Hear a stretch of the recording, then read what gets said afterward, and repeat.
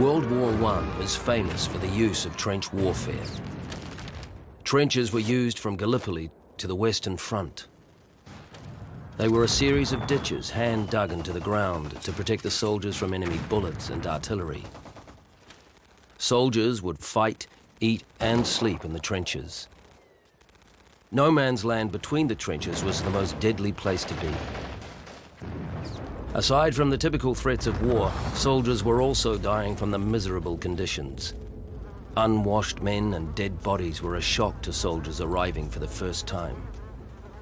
Lice, ticks and flies were a major problem, causing never-ending itches and spreading trench fever. Millions of rats lived in the trenches, feeding on the scraps of war. Some grew to be the size of cats.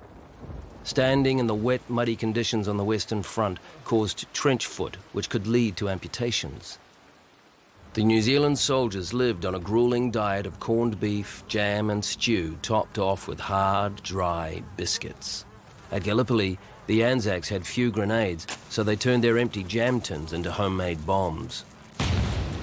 During the war, a new deadly weapon was deployed: poison gas. Soldiers would cover their faces with rags soaked in urine until gas masks were developed to give them better protection. By the end of World War I, advances in more mobile technology changed the way wars would be fought in the future.